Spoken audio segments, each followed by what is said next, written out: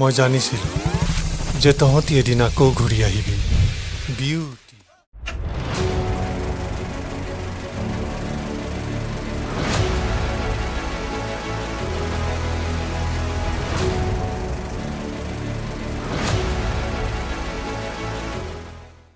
চলচ্চিত্ৰ হৈছে মানৱ জীৱনৰ দাপোন, য'ত প্ৰতিফলিত হয় এখন সমাজৰ সাহিত্য, সভ্যতা, সংস্কৃতি আৰু এখন সমাজৰ বাস্তৱ প্ৰতিচ্ছবি। চলচ্চিত্ৰই আমাৰ জীৱনত প্ৰদান কৰে পোহৰ, সৌন্দৰ্য আৰু বিমল আনন্দ। নমস্কাৰ, দাপোনৰ সমূহ দৰ্শকক স্বাগতম জনাই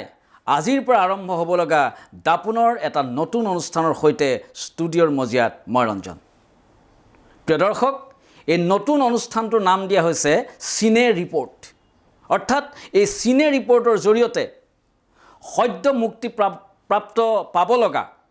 এখন নতুন ছবিৰ বিভিন্ন ইতিবাচক সমীক্ষা আমি আপোনালোকৰ মাজলৈ লৈ আহিম আৰু ছবিখনৰ লগত জড়িত বিভিন্ন কলাকৌশলী আৰু ছবিখনৰ কিছু কাহিনীৰ আভাস আমি আপোনালোকক দিবলৈ প্ৰয়াস কৰিম। প্ৰিয় দৰ্শক, 1935 চন, এই 1935 চনতেই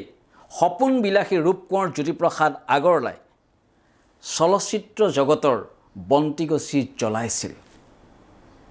আৰু তাৰ পৰা অসমীয়া চলচ্চিত্ৰৰ এই অক্ষত বন্তিগছি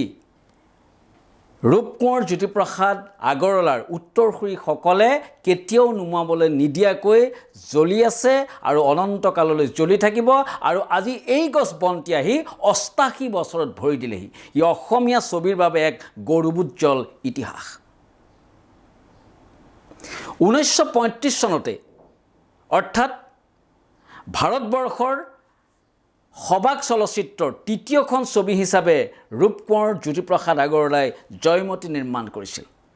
তাৰ পৰৱৰ্তী সময়ত অসমীয়া ছবিৰ এক ইতিহাস। ৰূপকোঁৱৰ জ্যোতিপ্ৰসাদ আগৰৱালাৰ পদাংককে অনুকৰণ কৰি কেইবাগৰাকীও চলচ্চিত্ৰ পৰিচালকে, প্ৰযোজকে তেখেতসকলৰ গাঁঠিৰ ধন ভাঙি অসমীয়া ছবি নিৰ্মাণ কৰিছিল আৰু যিবিলাক ছবিয়ে ৰাষ্ট্ৰীয় আন্তঃৰাষ্ট্ৰীয় প্ৰেক্ষাপটত উজ্বলি উঠি অসমলৈ গৌৰৱ কঢ়িয়াই আনিবলৈ সক্ষম হোৱাৰ লগতে বহুকেইখন অসমীয়া ছবিয়ে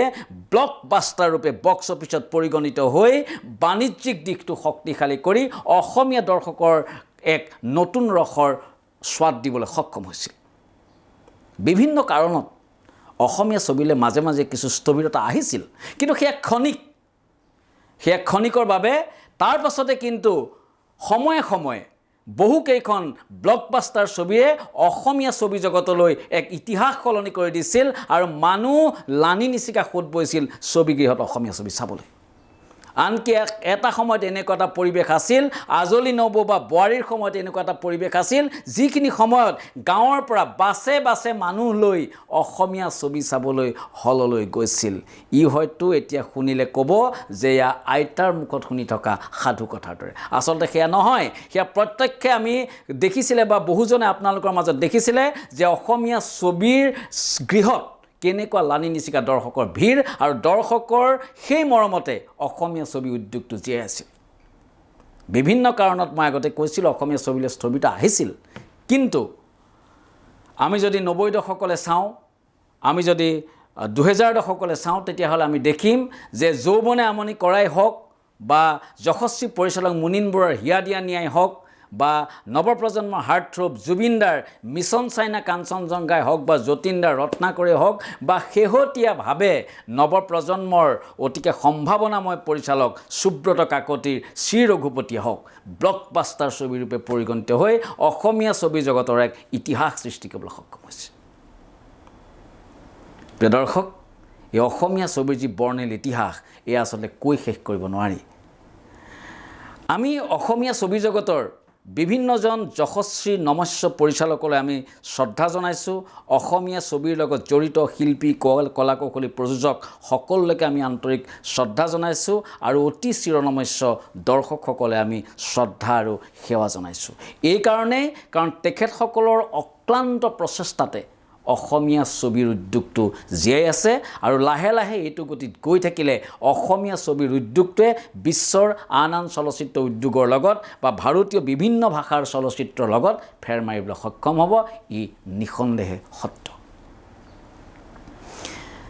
আজি আমি এজন সম্ভাৱনাময় সাম্প্ৰতিক সময়ৰ অতিকে এজন সম্ভাৱনাময় নৱপ্ৰজন্মৰ পৰিচালকৰ কথা আপোনালোকৰ আগত ক'ব বিচাৰিছোঁ কাৰণ অহা 19 জুলাইত তেখেতৰ এখন বহু প্ৰত্যাশিত অসমীয়া চলচ্চিত্ৰ বহু চৰ্চিত অসমীয়া চলচ্চিত্ৰ অসমবাসী ৰাইজৰ মাজলৈ আহিব ইতিমধ্যে মুক্তিৰ পূৰ্বে ছবিখনক লৈ যথেষ্ট চৰ্চা অব্যাহত আছে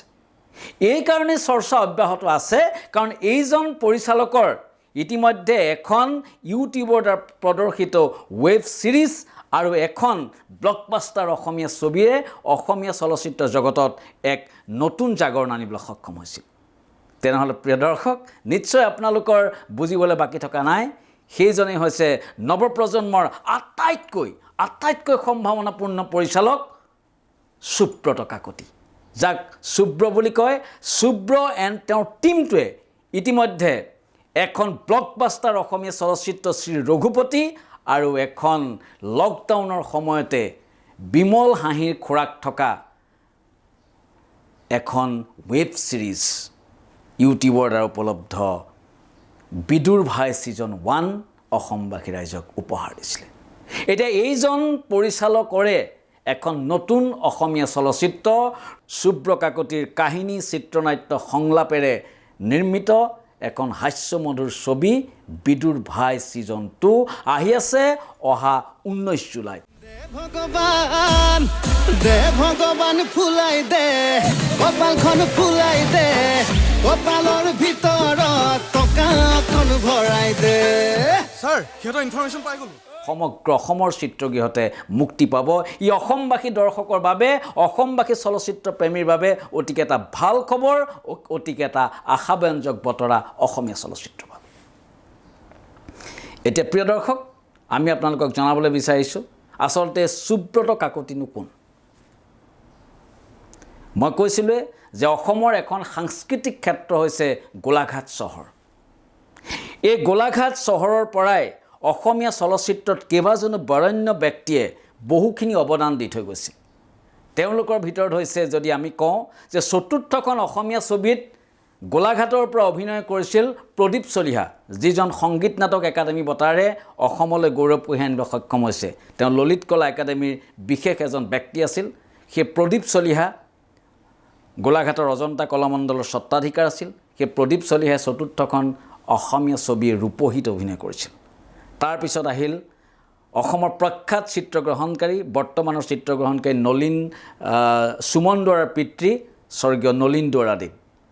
তেখেতৰ পৰিচালিত মমতা ছবিখনে ৰাষ্ট্ৰপতিৰ সন্মান অৰ্জন কৰি অসমলৈ গৌৰৱ কঢ়িয়াই আনিবলৈ সক্ষম হৈছিল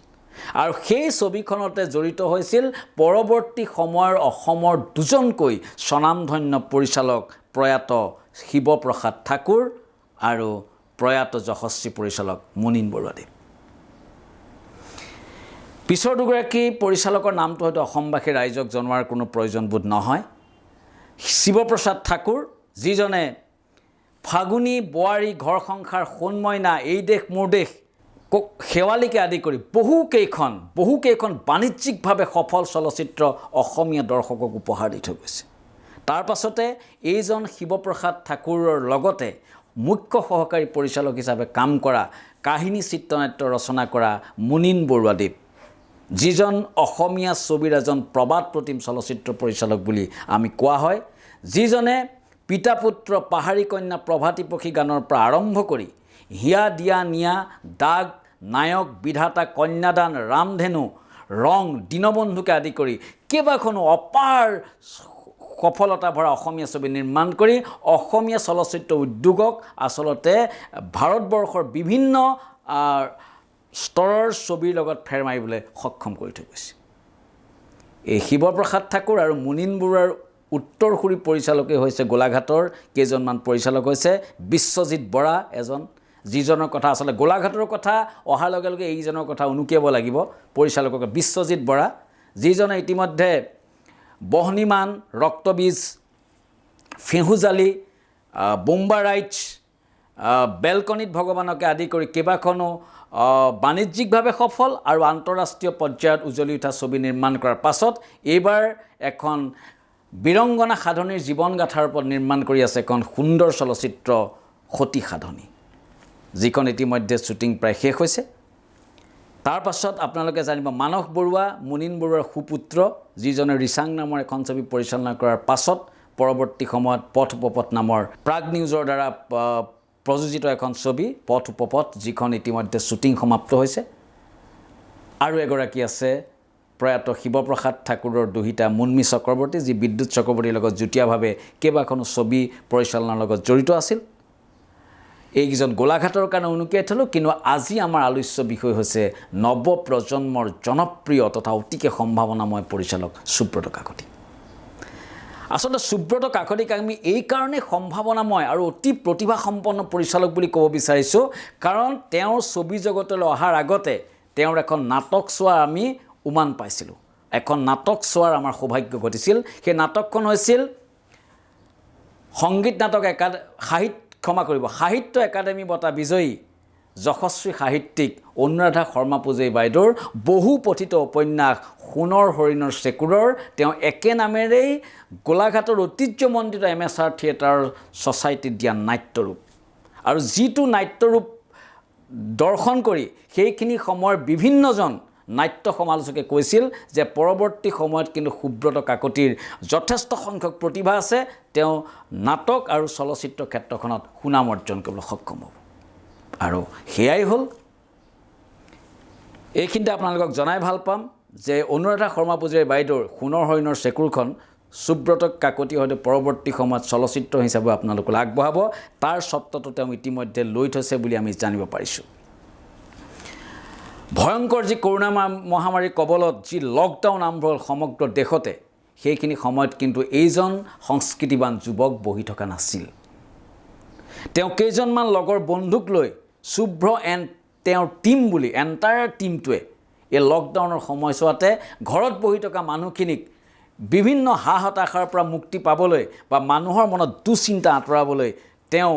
ৰুট ষ্টক এণ্টাৰটেইনমেণ্টৰ বেনাৰত নিৰ্মাণ কৰিছিল এখন হাস্য মধুৰ কমেডি ধাৰাবাহিক যিখন ইউটিউবত উপলব্ধ হৈছিল বিদুৰ ভাই ছিজন 1 আৰু ইতিমধ্যে অসমবাসী দৰ্শক হয়তো এনেকুৱা এজন নোলাব যি বিদুৰ ভাই ছিজন 1 উপভোগ কৰা নাই আপোনালোকে জানি ভাল পাব যে গোলাঘাট জিলাত সচৰাচৰ বিশেষকৈ খাচী ব্যৱসায় বেছিভাগ মানুহৰ জড়িত সেই খাচীৰ ওপৰত আৰু আমাৰ বন্ধন গোট যিটো লোন সেই বন্ধন গোটৰ মহিলাসকলক সাঙুৰি এখন সুন্দৰ নিতুল কাহিনীৰ প্ৰত্যেকজন গ্ৰাম্যাঞ্চলৰ মানুহৰ জীৱনক চুই যোৱা সঁচা কাহিনীৰ ওপৰত নিৰ্মাণ কৰা এই বিদুৰ ভাই ছিজন 1 ইতিমধ্যে প্ৰত্যেকজন অসমবাসীৰ হৃদয়ৰ মণিকোঠা জয় কৰিবলৈ সক্ষম হৈছিল কাৰণ এয়া সম্ভৱ হৈছিল সুব্ৰত কাকতি আৰু তেওঁ এণ্টায়াৰ টীমটোৱে বনোৱা সুন্দৰ চিত্ৰনাট্য নৱপ্ৰজন্মৰ জনপ্ৰিয় গায়ক আচুৰ্য বৰপাত্ৰৰ সুন্দৰ গীত আৰু তাত থকা নতুন শিল্পী যদিও প্ৰত্যেকৰে পৰিপক্ক অভিনয়ে আচলতে সেই ছিজন 1খন দৰ্শকৰ মনত সাঁচ বহুৱাই থৈ গৈছে প্ৰিয় দৰ্শক এতিয়া দৰ্শকে অধিক উৎকণ্ঠাৰে বাট চাই আছে তেওঁ ছিজন 1খনৰ পাছত সুব্ৰত কাকতি কিন্তু বহি থকা নাছিল সকলোৱে আশা কৰিছিল যে বিদুৰ ভাই ছিজন 1ৰ পাছত সুব্ৰত কাকতি অন্ততঃ ইয়াৰ বিজুৰ ভাই ছিজন 2 কাৰণ সামৰণিও তেনেকৈ কৰা হৈছিল আপোনালোকে যদি 6টা খণ্ডৰ এই ধাৰাবাহিকখন উপভোগ কৰিছে তেন্তে আপোনালোকে ৱেব ছিৰিজখন উপভোগ কৰিছে আপোনালোকে নিশ্চয় এটা কথা আছে যে ইয়াৰ পৰৱৰ্তী সময়ত কি হ'ব এই লৈ সকলো উৎকণ্ঠা আছিল আৰু সকলোৰে উৎকণ্ঠা অন্ত পেলাই প্ৰিয় পৰিচালক অতি সম্ভাৱনাময় পৰিচালক সুব্ৰত কাকতিয়ে কিন্তু দৰ্শকক নিৰাশ নকৰি অহা 19 জুলাইত সমগ্ৰ অসমৰ ছবিগৃহত মুক্তি দিবলৈ গৈ আছে এই ৰুট ষ্টক এণ্টাৰটেইনমেণ্টৰ বেনাৰতে নিৰ্মিত বিদুৰ ভাই ছিজন 2 10,000 ঘিলা পিঠাৰ ঠিকা যোৱাবাৰ মাঘৰ বিহুত লৈছিলোঁ লগতে আচাৰ জাম জেলি এইবোৰতো আছে মানে চাগে ৰকমৰ আৰু মই কনষ্ট্ৰাকশ্যনৰ কথা সুধিছোঁ ইতিমধ্যে সমগ্ৰ অসমবাসী অধীৰ অপেক্ষাৰে বাট চাই আছে অধীৰ প্ৰতীক্ষাৰে ৰৈ আছে বিদুৰ ভাই ছিজন 2 চাবলৈ আৰু ইতিমধ্যে আপোনালোকে সুন্দৰভাৱে এটা কথা দেখিছে যে প্ৰথম চিনেমাখনৰ শ্বুটিং কৰাৰ আগতে এটা টিজাৰ যিটো টিজাৰে ইতিমধ্যে মানুহৰ মনত শিপাই গৈছিল যে বিদুৰ ভাই ছিজন 2 আমি চাব লাগিব এগৰাকী আইতাই বিদুৰ ভাই টীমৰ সেইকেইজন অভিনেতা অভিনেত্ৰীক লগ পায় তেওঁ ধমকি খোলাত দাবী কৰিছিল যে এইবাৰ ৱেব ছিৰিজ নহ'ব এইবাৰ ছবি কৰিব লাগিব তেনেহ'লে তাৰ পৰাই কিন্তু মানুহৰ মনত বিদুৰ ভাই ছিজন 2 ছবিখন চাবলৈ খুব সুন্দৰকৈ কিন্তু মানুহৰ মনত এটা হেঁপাহ জাগ্ৰত কৰিছিল আৰু এয়া পৰিচালক সুব্ৰত কাকতিৰ অন্য এটা পাব্লিচিটি ষ্টাণ্ট ছবিখনৰ প্ৰতি মানুহক আগ্ৰহ কৰাৰ ছবিখনৰ প্ৰতি আগ্ৰহী কৰাৰ তোলাৰ তেওঁ এটা প্ৰথম চেষ্টা আৰু প্ৰথম চেষ্টাত তেওঁ 100% সফল হৈছিল আৰু সেই টিজাৰটো চাই মানুহে ধাৰণা কৰি লৈছিল যে বিদুৰ ভাই ছিজন 2ও কিন্তু সুন্দৰভাৱে এটা সুন্দৰ কাহিনী লৈ ছবি হিচাপে অসমীয়া দৰ্শকৰ মাজলৈ আহিব আৰু প্ৰথম খোজতে কিন্তু আমাৰ নৱপ্ৰজন্মৰ সম্ভাৱনাময় পৰিচালক সুব্ৰত কাকতিৰ এণ্টায়াৰ টিমটো সফল হৈছে তেন্তে প্ৰিয় দৰ্শক আহকচোন কি আছিল সেই টিজাৰটো এই মুহূৰ্তত আমি আমাৰ স্ক্ৰীনত সেই টিজাৰটো এবাৰ চাই লওঁ তো কাৰ মৰি আহিলো কচোন নাজানো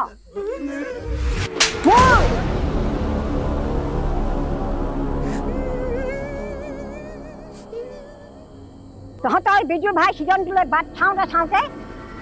মোৰ এই গতি হ'ল মোৰ আত্মাই এতিয়াও শান্তি পোৱা নাই মামুনীয়া নিয়ম নাম কীৰ্তন একো কৰিলে বাট নাই তথাপি মোৰ আত্মাই শান্তি নাপালে আমাক ক্ষমা কৰি দিয়ক বাইদেউ আইতা বুলি মাতিবি মোক আইতা আমাক ক্ষমা কৰি দিয়ক আমি মানে অকণমান বেলেগ এটা কামত ব্যস্ত আছিলোঁ আইতা আমি অতি সোনকালে ছিজনটো কাম আৰম্ভ কৰিম আইতা আপুনি অতি সোনকালে মুক্তি পাব ইমান সহজ মোক ফটোৱা পাইছো মই ইমান দিন ভূত হৈ ইয়াত বহি থাকিলো তহঁতি তাৰ মূল্য লাগিব লাগিব মূল্য তহঁতে এতিয়া বিজু ভাই ৱেব ছিৰিজ বনালে নহ'ব চিনেমা বনাব লাগিব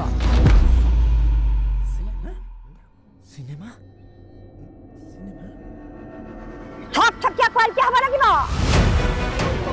পুৰা মনোৰঞ্জন লাগিব কিন্তু ফিল আগতে হ'ব লাগিব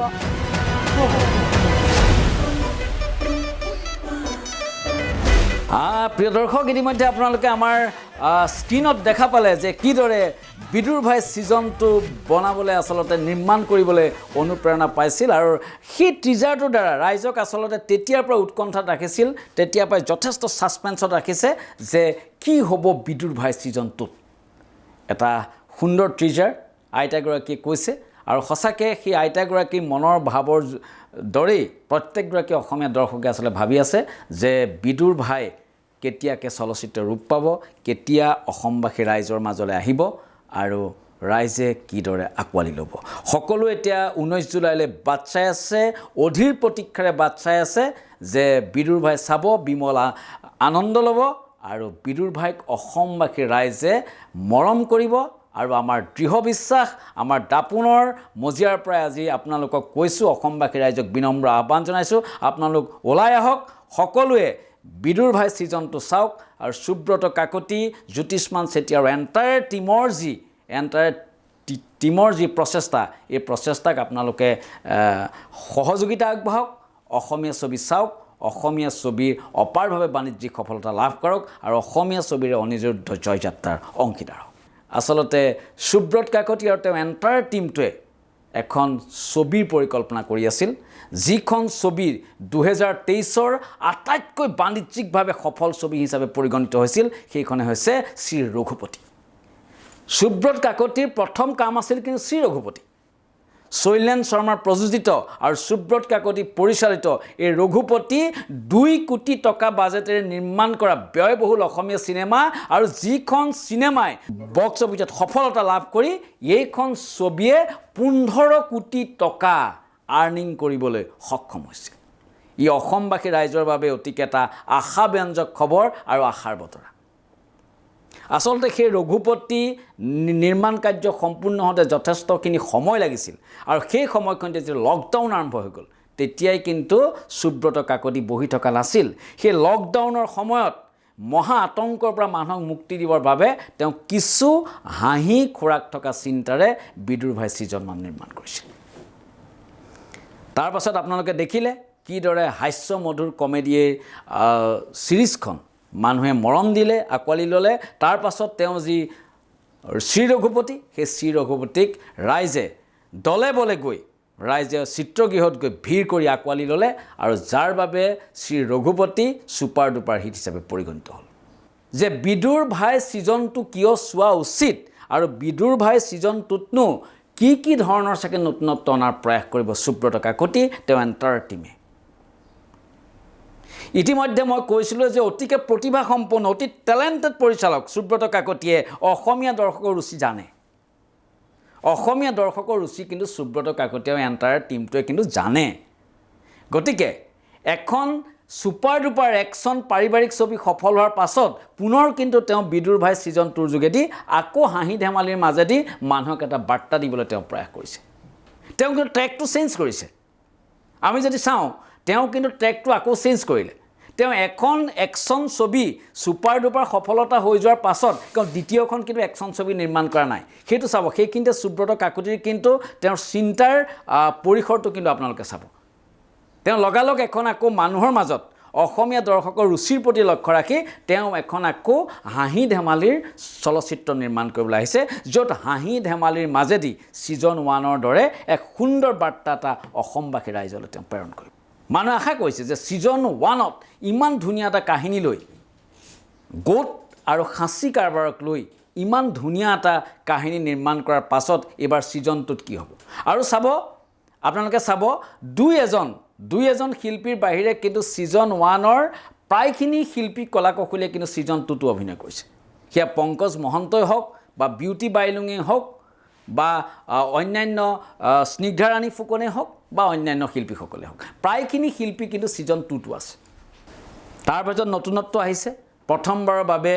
আমাৰ সকলোৰে মৰমৰ আচলতে ইউটিউবত বিভিন্ন ধৰণৰ ব্লগ বনাই থকা ৰাজীৱ দুৱৰী প্ৰথমবাৰৰ বাবে এইবাৰ বিদুৰ ভাই ছিজন 2লৈ আহিছে। ই ছবিখনৰ বাবে এটা ডাঙৰ প্লাছ পইণ্ট। তেনেকৈ কেইবাজনো নতুন অভিনেতা অভিনেত্ৰীৰ মুখৰ ইয়াত প্ৰয়োভৰ ঘটিব বা প্ৰতিষ্ঠিত অভিনেতা অভিনেত্ৰীও আছে। ডিব্ৰুগড়ৰ অসীম শৰ্মা আছে, তেওঁ এটা বিশেষ চৰিত্ৰত অভিনয় কৰিছে। গতিকে শিল্পীৰ তালিকাখনো আচলতে যথেষ্ট চকুত লগায় এইবাৰ।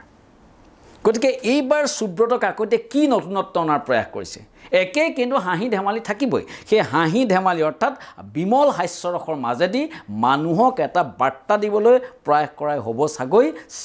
বিদুৰ ভাই ছিজন 2ৰ মূল কাহিনীৰ লক্ষ্য আৰু উদ্দেশ্য।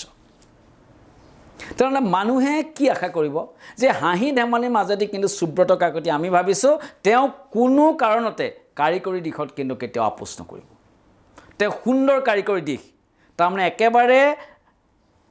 জ্যেষ্ঠ নাগৰিকজনৰ পৰা নৱপ্ৰজন্মৰ, আটাইতকৈ নৱপ্ৰজন্মৰ যুৱক যুৱতীজনলৈকে প্ৰত্যেকে ভাল পোৱাকৈ কিন্তু আমি জনাত ছবিখন নিৰ্মাণ কৰিছে। আৰু এই সম্পৰ্কে কথা পাতিবলৈ আমি মুক্তিৰ আগে আগে সুব্ৰত কাকতি আৰু এণ্টায়াৰ টিমটোক আমাৰ দাপোনৰ মজিয়ালৈ মাতিম। আমি দাপোনৰ মজিয়াত হয়তো তেওঁলোকৰ মুখেদি গোটেই কথাখিনি আপোনালোকে জানিব পাৰিব যে কি ক্ষেত্ৰত ইয়াত নতুনত্ব অনাৰ প্ৰয়াস কৰিছে। এইখনত যোৱাবাৰ ছিজন 1তকৈ ছিজন 2ত কি ধৰণৰ বেলেগ আপোনালোকে দেখা পাব, সেইখিনি আমি সুব্ৰত কাকতি আৰু এণ্টায়াৰ টিমটোক আমাৰ দাপোনৰ মজিয়ালৈ আমন্ত্ৰণ জনাম। আৰু মুক্তিৰ আগে আগে আপোনালোকে তেওঁলোকৰ মুখেৰে গোটেই কথাখিনি শুনিবলৈ পাব। আজিৰ মাত্ৰ আমাৰ এটাই আশা আৰু প্ৰত্যাশা অসমবাসী ৰাইজৰ প্ৰতি যে ৰুকষ্টক এণ্টাৰটেইনমেণ্টৰ বেনাৰ নিৰ্মিত বিদুৰ ভাই ছিজন 2 এই ছবিখনৰ কাহিনী চিত্ৰনাট্য সুব্ৰত কাকতিৰ লগত একেলগে ৰচনা কৰিছে জ্যোতিষ্মান চেতিয়াই। এখন সুন্দৰ কাহিনী আৰু চিত্ৰনাট্য হ'ব বুলি ইতিমধ্যে গম পাইছোঁ। সুব্ৰত কাকতিৰ বিভিন্ন মনোৰম লোকেশ্যনত, গোলাঘাটকে আদি কৰি বিভিন্ন ঠাই সুন্দৰ মনোৰম লোকেশ্যনত ইয়াৰ দৃশ্যায়িত কৰা হৈছে, ইয়াৰ শ্বুটিং কৰা হৈছে খুব মনোমোহা লোকেশ্যনত। ইয়াত সুন্দৰকৈ গান দিয়া হৈছে আৰু যি দুটা গান ইতিমধ্যে আপোনালোকে শুনিবলৈ পাইছে, যি দুটা গান, এটা দীক্ষুৰ কণ্ঠত আৰু এটা আচুৰ্য বৰপাত্ৰ গ্ৰন্থত দুইটা গীতে ইতিমধ্যে মানুহে আঁকোৱালি লৈছে আৰু দুইটা গীত ইতিমধ্যে ছুপাৰ ডুপাৰ হিট বুলি পৰিগণিত হৈছে ইতিমধ্যে আপোনালোকে দেখাইছে যে চিত্ৰগ্ৰহণকাৰী বিতুল দাস ইয়াত কষ্টিউমত আছে জুৰি কলিতা আৰু মেকআপ কৰিছে অসমৰ এগৰাকী জনপ্ৰিয় গীতিকাৰ সুৰকাৰ বিজেতা পাটগিৰিয়ে সুন্দৰ আপোনালোকে প্ৰত্যেকটো চৰিত্ৰক দেখিছে কি নিভাজভাৱে আচলতে তেওঁলোকক তৈয়াৰ কৰা হৈছে আৰু চৰিত্ৰবোৰৰ দেখিলে অনুমান কৰিব পাৰি যে প্ৰত্যেকটো চৰিত্ৰ কিন্তু এটা সুন্দৰ বেকগ্ৰাউণ্ডৰ পৰা অহা এটা খুব ভাল লগা চৰিত্ৰ হ'ব আৰু সুব্ৰত কাকতি জ্যোতিষ্মান চেতিয়া আমাৰ বিশ্বাস আমাৰ আশাৰ প্ৰত্যাশা অসমবাসী দৰ্শকে চলচ্চিত্ৰপ্ৰেমী ৰাইজে ভাল পোৱাকৈ কাহিনীটোক খুব এখন সুন্দৰ নিতুল চিত্ৰনাট্যৰে আচলতে আগুৱাই লৈ যাইছে আৰু আমি আশা ৰাখিছোঁ সুব্ৰত কাকতি এণ্টায়াৰ টীমৰ দ্বাৰা প্ৰযোজিত যি বিদুৰ ভাই ছিজন 2 এই বিদুৰ ভাই ছিজন 2 বিদুৰ ভাই 1ৰ দৰে কেতিয়াও অসমবাসী ৰাইজক নিৰাশা নকৰে অসমবাসী ৰাইজক হতাশা নকৰে শ্ৰী ৰঘুপতি যিদৰে অপাৰ সফলতা দিছিলে বা বাণিজ্যিকভাৱে সফল হোৱাৰ যিখিনি সমল শ্ৰী ৰঘুপতিত আছিল মই ভাবিছোঁ তদ্ৰূপ এই বিদুৰ ভাই ছিজন 2 ইয়াৰ ব্যতিক্ৰম নহ'ব ইয়াতো সম্পূৰ্ণৰূপে দৰ্শকৰ হাঁহি আনন্দৰ খোৰাকৰ মাজেদি এটা নিতুল কাহিনী আগুৱাই লৈ যাব আৰু প্ৰত্যেকজন শিল্পীৰ পৰা সু অভিনয় আদায় কৰিছে যেনেকৈ ছিজন 1ত আদায় কৰিছে মই ভাবিছোঁ শ্ৰী ৰঘুপতিত যেনেকৈ আদায় কৰিছিলে মই ভাবিছোঁ বিদুৰ ভাই ছিজন 2টো পৰিচালক সুব্ৰত কাকতিয়ে প্ৰত্যেকজন শিল্পীৰ পৰা সু অভিনয় অতি বাস্তৱসন্মত অভিনয় আদায় কৰিব আৰু যিখিনি অভিনয় হয়তো অভিনয় নালাগে অসমবাসী দৰ্শকৰ হৃদয়ৰ মণিকোঠা চুই যাব আমি পৰৱৰ্তী পৰ্যায়ত আমাৰ নৱপ্ৰজন্মৰ সম্ভাৱনাময় পৰিচয় সুব্ৰত কাকতি আৰু তেওঁ এণ্টায়াৰ টীমটোক আমাৰ দাপোনৰ মজিয়ালৈ ছবিখনৰ মুক্তিৰ আগে আমি মাতি আনিম তেওঁলোকৰ লগত কথা পাতিম আৰু তেওঁলোকৰ মুখে আপোনালোকক ছবিখন চাবলৈ আহ্বান জনাম আৰু তেওঁলোকক আমি সুধিম যে কি কাৰণে বিদুৰ ভাই ছিজন 2 অসমবাসী ৰাইজে চোৱা উচিত কেৱল অসমীয়া ছবি বুলিয়ে কেৱল অসমীয়া দৰ্শকে অসমীয়া ছবি চাবনে নে নিশ্চয় কিবা আশাৰ প্ৰত্যাশালৈ অসমীয়া ছবি চাব আৰু সুব্ৰত কাকতিয়ে কিদৰে কি নতুনত্ব দি অসমবাসী দৰ্শকক কেতিয়াও নিৰাশ নকৰাকৈ ছবিখন উপভোগ কৰিবলৈ দিব এই গোটেই কথাখিনি আমি টিজাৰটো চালে আচলতে উপলব্ধি কৰিব পাৰিম আজি কেইদিনমানৰ পৰা মনলৈ বৰ বেয়া ভাৱ কিছুমান আহি আছে আহল আমি ধৰা পৰিম কেনেকৈ গছেতো আৰু মুজে বচাও বুলি চিঞৰিবলৈ নাযায় মানুহৰ যেতিয়া বেয়া দিন আহে এইবোৰ যুক্তি দি বাচিব নোৱাৰো তেতিয়াহ'লে তই কি কৰিম বুলি ভাবিছ আমি মেনেজাৰৰ ওচৰত গৈ আঁঠুকাঢ়ি ক্ষমা খুজিম তাৰপিছত আৰু মেনেজাৰে আমাক ক্ষমা কৰি অহা 19 জুলাইত সমগ্ৰ অসমতে মুক্তি পাব লগা সুব্ৰত কাকতি পৰিচালিত নতুন অসমীয়া ছবি বিদুৰ ভাই ছিজন 2ৰ আকৰ্ষণীয় ট্ৰেইলাৰটো আচলতে ট্ৰেইলাৰটো চালে আপোনালোকে গম পাই যাব ছবিখন কিমান সুন্দৰ আকৰ্ষণীয় হ'ব কি দৃষ্টিনন্দনৰ নান্দনিক ট্ৰেইলাৰ আমি গম পাই গৈছোঁ এখন সুন্দৰ মননশীল ছবি হ'ব গতিকে আপোনালোকলৈ বিনম্ৰ আহ্বান আমি মুক্তিৰ আগে টীমটো যথেষ্ট ব্যস্ত থাকিব তথাপিও আমি অনুৰোধ কৰিম আপোনালোকৰ মাজলৈ আনিবলৈ আমাৰ দাপোনৰ মজিয়ালৈ আনিবলৈ তেওঁলোকৰ মুখেৰে আপোনালোকক আহ্বান জনাবলৈ তথাপিও আমি এজন অসমীয়া হিচাপে আমাৰ দাপোন চেনেলে এই চিনে ৰিপৰ্ট কৰাৰ এটাই উদ্দেশ্য যে আমাৰ প্ৰত্যেকজন অসমীয়া মানুহৰ এটা দায়িত্বৰ কৰ্তব্যবোধ আছে কাৰণ আমি অসমীয়া হৈ অসমীয়া ছবি চাব লাগিব বেংগলীসকলে মহাৰাষ্ট্ৰীয়ানসকলে তেওঁলোকে নিজৰ আঞ্চলিক ভাষা চাই হিন্দী ছবিতকৈ নিজৰ আঞ্চলিক ভাষাক ছবিক বেছি গুৰুত্ব দিয়ে আৰু যিটো কাৰণে আজি বাংলা ছবি বা মাৰাঠী ছবি বা দক্ষিণাত্যৰ ছবিবিলাক হিন্দী ছবিৰ লগত ফেৰ মাৰি উন্নত হ'বলৈ গৈছে কাৰণ সেয়া অকল শিল্পীসকলৰ সদিচ্ছা হ'লে নহ'ব চৰকাৰৰ সদিচ্ছা হ'লে নহ'ব আমাৰ ৰাইজৰ দায়বদ্ধতা হ'ব লাগিব ৰাইজৰ সদিচ্ছা হ'ব লাগিব আমিহে আমাৰ অসমীয়া ছবিৰ উদ্যোগটোক জীয়াই ৰাখিব পাৰিম ৰূপকোঁৱৰ জ্যোতিপ্ৰসাদ আগৰৱালাৰ সপোনৰ এই উদ্যোগটোক আমি জীয়াই ৰাখিব পাৰিম সেই বন্তি গছি নুনুমাকৈ অক্ষত অৱস্থাত আৰু অধিক উজ্জ্বল প্ৰজ্জ্বল কৰি আমি প্ৰজ্বলিত কৰি ৰাখিব পাৰিম গতিকে তাৰ বাবে আমাৰ সকলোৰে দায়িত্ব আছে আমি আহক আমি সকলো আমি অকল বিদুৰ ভাই ছিজন 2 বুলিয়ে নহয় আমি প্ৰত্যেকখন অসমীয়া ছবি চাওঁ অসমীয়া হিচাপে প্ৰত্যেকখন অসমীয়া ছবি চাওঁ ভাল বেয়া সমালোচনা কৰাৰ দায়িত্ব কিন্তু আপোনালোকে ভালখনক ভালভাৱে আপোনালোকে প্ৰশংসাৰ উপচাই পেলাওক আৰু যিখন ছবি যদি সঁচাকৈয়ে কিবা বেয়া হৈছে সেয়াও সমালোচনা কৰাৰ দায়িত্ব কিন্তু আপোনালোকৰ হাতত আপোনালোকেই দেখুৱাই দিব লাগিব মই গঠনমূলক সমালোচনাৰ কথা কৈছোঁ আপোনালোকে খুঁটি নাটিখিনি দেখুৱাই দিব লাগিব আপোনালোকে ছবিখন আঁকোৱালি ল'ব লাগিব এয়া সুব্ৰত কাকতিয়ে হওক বা অন্য কোনোবা পৰিচালকৰ ছবিয়ে হওক আপোনালোকে চাব লাগিব আৰু আমি একেলগে দলে বলে ওলাই গৈ টিকট কাটি চাই অন্ততঃ অসমীয়া ছবিৰ উদ্যোগটো আমি জীয়াই ৰাখিব লাগিব। আমি প্ৰযোজকজনক সকাহ দিব লাগিব অন্য এখন ছবি বনাবলৈ। অসমীয়া ছবিৰ শিল্পী কলা কৌশলীসকলক আমি উৎসাহিত কৰিব লাগিব অসমীয়া ছবি জীয়াই ৰাখিব। আৰু আমি যেতিয়া দলে বলে ওলাই যাম, আমি যেতিয়া অসমীয়া ছবি চাম, তেনেহ'লে বেলেগ ভাষাৰ হাজাৰখন ভাল ছবি হ'লেও কোনো মালিক পক্ষ অসমীয়া ছবিক কেতিয়াও হলৰ পৰা উঠাই দিব নোৱাৰে বা আমি কেতিয়াও আন্দোলন কৰিব লগা নহয়। অহা 19 জুলাইত সমগ্ৰ অসমতে মুক্তি পাব লগা বহু প্ৰত্যাশিত ছবি বিদুৰ ভাই ছিজন 2 সুব্ৰত কাকতি পৰিচালিত ছবিখন আপোনালোকে চাবলৈ দলে বলে ওলাই আহক, অসমীয়া ছবি চাওক আৰু অসমীয়া ছবিৰ এই অনিৰুদ্ধ জয়যাত্ৰাৰ অংশীদাৰ হওক। প্ৰিয় দৰ্শক, আমি চিনে ৰিপৰ্টৰ যোগেদি পুনৰবাৰ আপোনালোকক বিনম্ৰভাৱে অনুৰোধ জনাইছোঁ, আমি প্ৰত্যেক সপ্তাহতে একোখন সদ্য মুক্তি পাব লগা নতুন ছবিৰ আলোচনা লৈ আপোনালোকৰ মাজলৈ আহিম। আজি আমি প্ৰথম এপিছ'ডৰ প্ৰথম খণ্ডতে অহা 19 জুলাইত সমগ্ৰ চিত্ৰগৃহত মুক্তি পাব লগা বহু আশাৰ ছবি, বহু হেঁপাহৰ ছবি সুব্ৰত কাকতি এণ্ড এণ্টায়াৰ টীমৰ দ্বাৰা প্ৰযোজিত বিদুৰ ভাই ছিজন 2ৰ ওপৰত আজি কিছু সাম্যক কথা আমি পাতিলোঁ। আপোনালোকলৈ আমি আচলতে অনুৰোধ জনালোঁ, কথা ক'লোঁ মানে আমি অনুৰোধ জনালোঁ যে আহক 19 জুলাইত সকলো দলে বলে ছবিগৃহলৈ ওলাই আহক, বিদুৰ ভাই ছিজন 2 চাওক, প্ৰত্যেকখন অসমীয়া ছবি চাওক,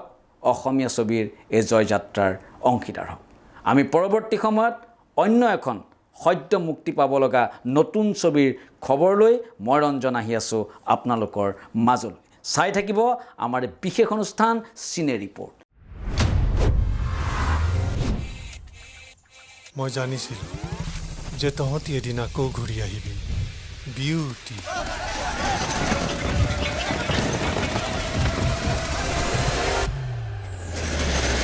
বিদুৰ ভাই, আজি কেইদিনমানৰ পৰা মনলৈ বৰ বেয়া বেয়া ভাৱ কিছুমান আহি আছে। হ'ল আমি ধৰা পৰিম কেনেকৈ? গছাটো আৰু মুজে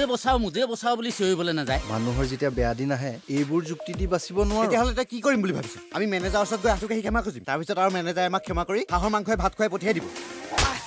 চাৰচ সন্তান যদিও নিজ ভাতৃতকৈ বেছি মৰম কৰিছিলোঁ তোক বিশ্বাসঘাতক। হাই, ৱেলকাম টু গীতালিজ ব্লগ। লাইভ লিখে নহয় ব্লগ। কেতিয়াবা বলিনৰ লগত কেতিয়াবা 3 বছৰ 3 বছৰ তাৰমানে মেট্ৰিক দিয়া পা। ঠিকা কৰিলে কেনেকুৱা? ঠিকাদাৰ বুলি ক'লে শুনিবলৈও গহীন হ'ব। আপোনালোকৰ গোটটোৱে আগে পিছে ঠিকা কৰিছেনে? এই কৰিছো ছাৰ। 10,000 ঘিলা পিঠাৰ ঠিকা যোৱাবাৰ মাঘৰ বিহুত লৈছিলোঁ। লগতে আচাৰ, জাম, জেলি এইবোৰতো আছে। মানে চাগে ৰকমৰ আৰু মই কনষ্ট্ৰাকশ্যনৰ কথা সুধিছোঁ। ইয়ালৈ বাট কৰিবাই লাভ নাই। MLA ছাৰৰ ভৰিত পৰি দিয়ক। ভালকে কাম কৰিবি, লগালগ পইচা লৈ যাবি। খেলি মেলি কৰিবি বেটাম।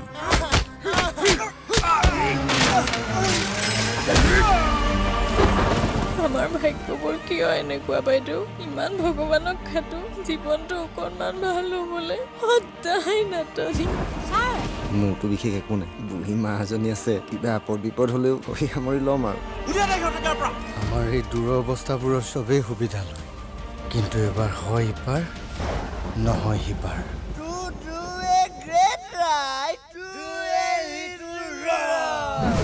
বলিয়া হৈ গলি।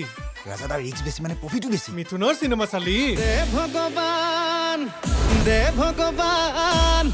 দে ভগৱান ফুলাই দে কপালখন ফুলাই দে, কপালৰ ভিতৰত টকাখন ভৰাই দে। ছাৰ, সিহঁতৰ ইনফৰমেশ্যন পাই গ'লো। ঐ গাড়ী উলিয়া।